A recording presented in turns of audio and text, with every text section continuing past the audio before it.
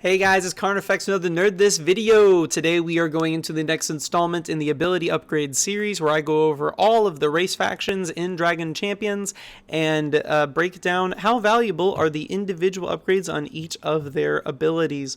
So for those of you who haven't watched before, basically what I do is I initially describe the concept a little bit, go over the first character in detail. Feel free to fast forward at any point if there's a specific character that you are interested in. I'm going to go over everyone just so I've done it. I'm going to go over Boreas because he's first alphabetically, a little more in depth.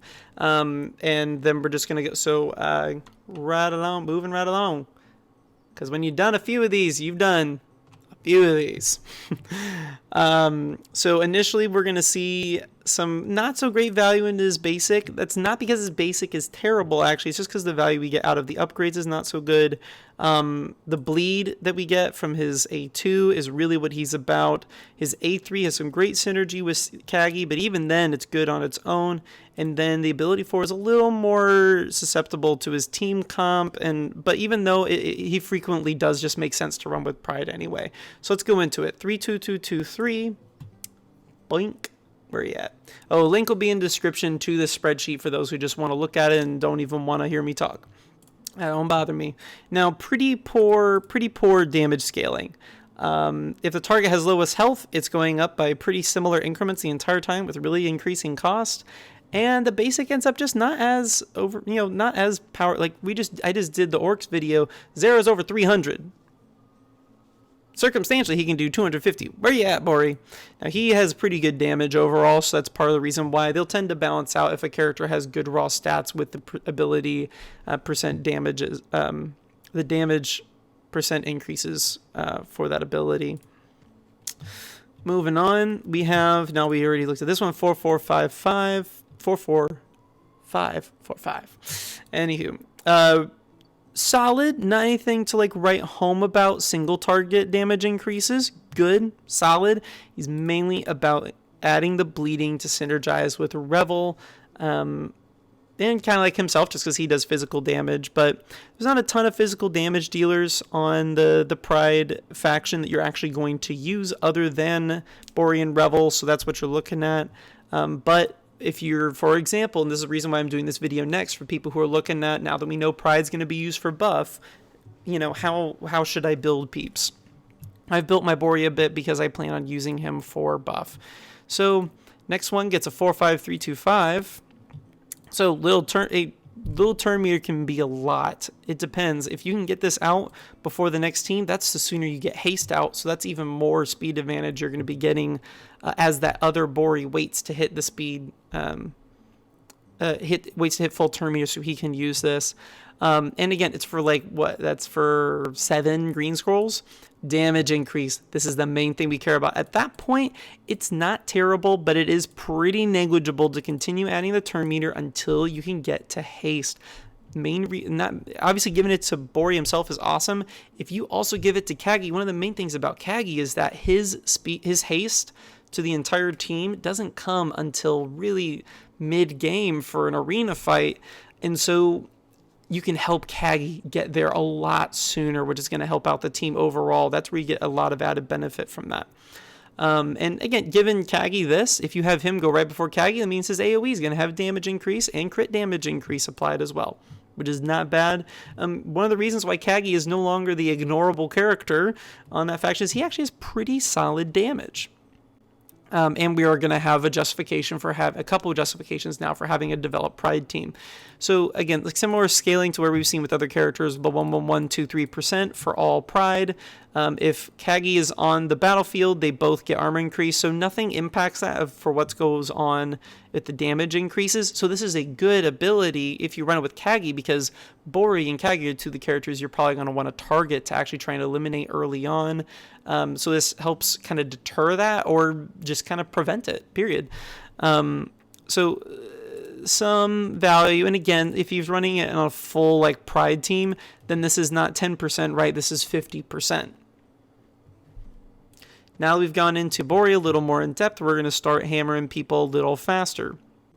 Now we go into Hera, ability 4 improvement by 2 points if facing limited to no AoEs. Her ability 4 is not too great in most circumstances. Her dodge leadership does help with it a little bit, but overall you get, kind of like varying damage at different points of her upgrading for her kit. So first we get solid basic damage increases. It's not bad. She just overall doesn't do a ton of damage, and that's part of why she doesn't get a lot of love there. And because you're not going to be prioritizing her basic in the first place unless you're really trying to drag this sucker out. So next, she's going to remove all stacks of combo, right? So whenever she attacks with her basic, she adds a stack of combo for 4 turns, and she's able to utilize that by putting a big POW out there with some extra damage. I just find it doesn't usually change the outcome of the match too much, but clearly the value is later on as you are getting the much higher damage increases and the additional physical damage return for each stack. And then, so here, this is really, really necessary, really, if you're going to be running a Pride team, because you could put dodge increase on a character. Crit chance increase, honestly, that doesn't matter too much. If you look, that's where we get a 1 in this. Why does that not matter?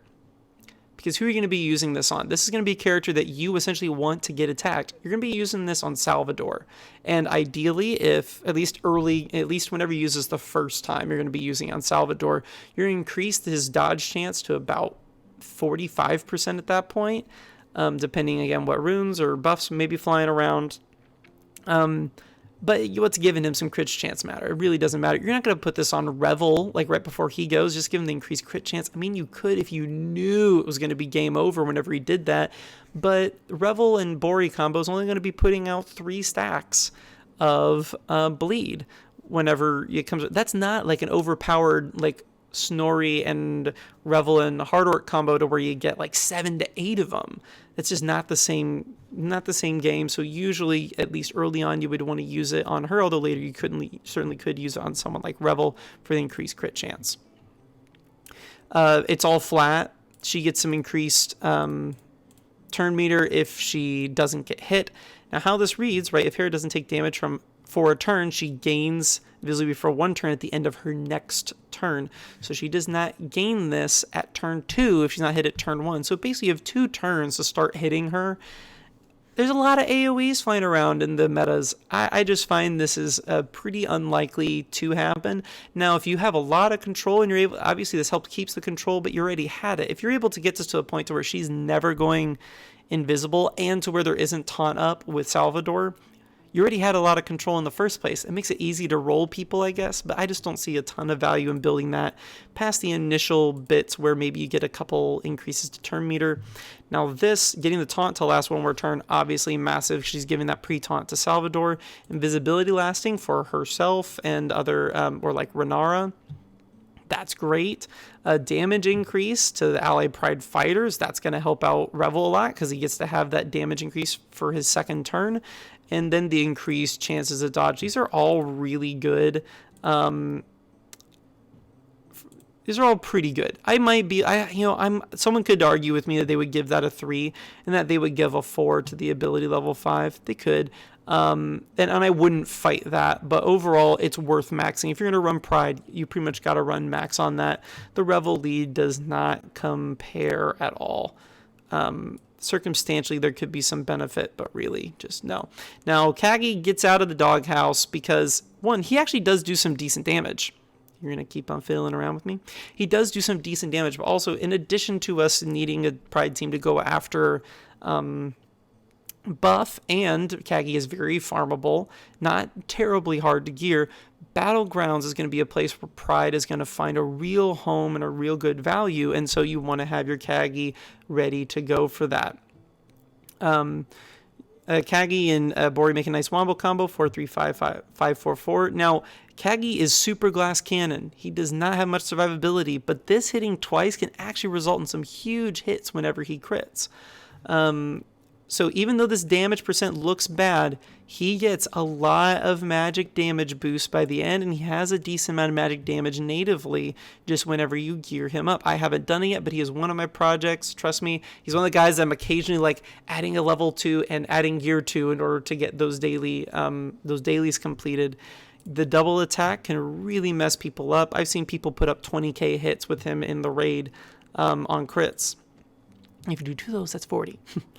Now, giving the accuracy here, as someone, we all hate those 2% dodges, but there's not as much value here. Also consider that he's going to be getting this damage increase buff from Bori a lot because of and the crit damage buff from Bori a lot. So really low numbers, that's really what hurts him, is he gets really low numbers. But again, he does have high magic damage overall, and he does get a lot of damage increases from working with Boreas. So even though these abilities don't get a lot of love, he is being helped out by that Boreas synergy. He needs Boreas, in my opinion, to really be run well. Getting this haste maxed is the closest thing to it being useful. A lot of matches are kind of determined by then anyway, but because how many times you get to turn 6 and you really need like that haste being applied to 3 allies? It's not nothing, but it's not really worth doing until you can get this pretty far along. And lastly, again, it's flat, so like do it at your own pace. But he's gonna get the damage increase here. He's gonna get the crit damage increase and stuff from the Boreas buff. Definitely a good ability to boost if you can, although maybe you don't take it the final 2 because it's flat. Next, we're going into Inara, the resident obnoxious healer that everyone's totally done with. No, actually, she's super helpful for tower. Really bad damage right out the gate, and you don't get any boost to her kit. You just get some additional damage. She doesn't have the worst magic damage in the world, but it's certainly not great. I have occasionally, like where Inara will put in the last hit on someone, or she'll finish someone after cheat death. It's not nearly as high a priority as the rest of her kit, even though you do get some decent numbers near the end.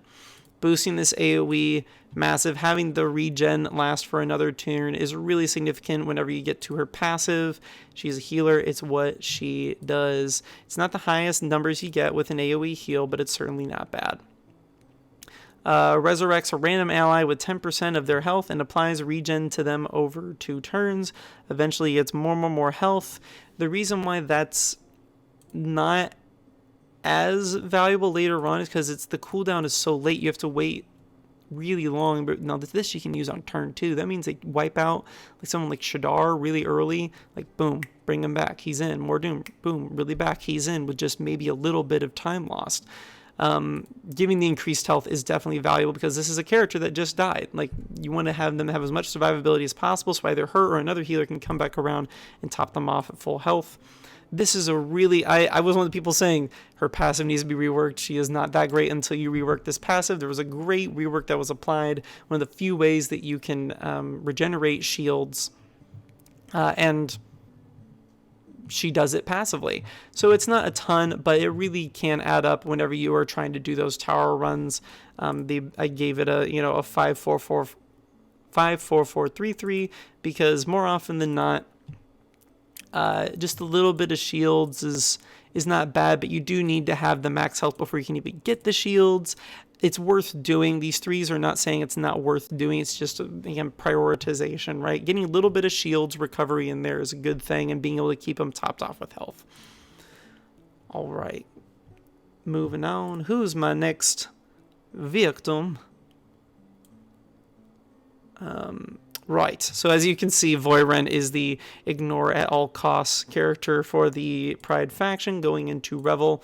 Now, he gets some great value in his first 3, not as much, it looks like initially with ability 4, but you can see that I say to boost ability 4 upgrades. And I should even add with Hard Orc and, I'm going to change this right now, I'll have to update it on the online later, but, and Boreas. So if you add in the Boreas situation, I'll make it, fit in there nicely so I get to keep my border. Boom. So with Boreas, you get a little more out of it because you get a little more bleed going on. Snorri, you get the most. That's the OG Wombo combo that we were all hating or loving early on. Let's go. He applies bleed. That's what he does. We get some reasonable, not great initially, but eventually he gets that 100% chance to inflict the bleed. His AoE is what he's all about. It's stacking up bleed, and with his passive doing tons more damage with this sucker, potentially wiping out max characters. The scaling is not the best thing in the world, but it is entirely what he is about.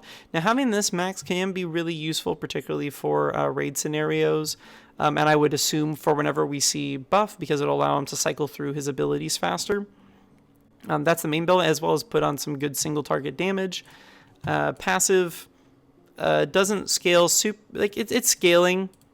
It's fine. Whenever you consider it's for each stack, don't read this as, this is like 6% with him and, and Bori.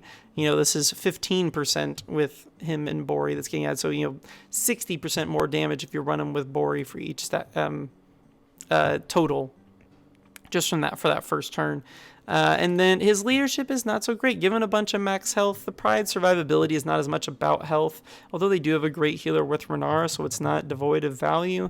The chance to restore random ability at turn start, they have a pretty solid, most Pride is ready to go already. Really, the only person I think I would want to use that on initially would be Hera, to throw out the invisibility to just amplify the effectiveness of the Salvador taunt. But there's already enough buffs flying around with that to detract from it being dispelled passively, that I just really feel like there's not a lot to that leadership.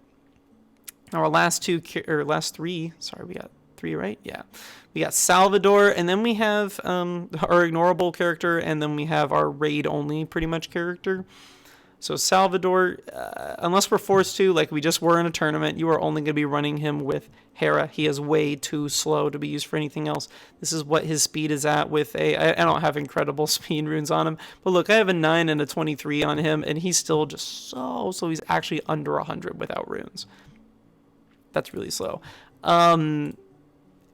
He applies shield, at least it's relative to maximum health, so that's good. There's just so much other better healing that goes out, and he's so slow, he's not going to use this very much.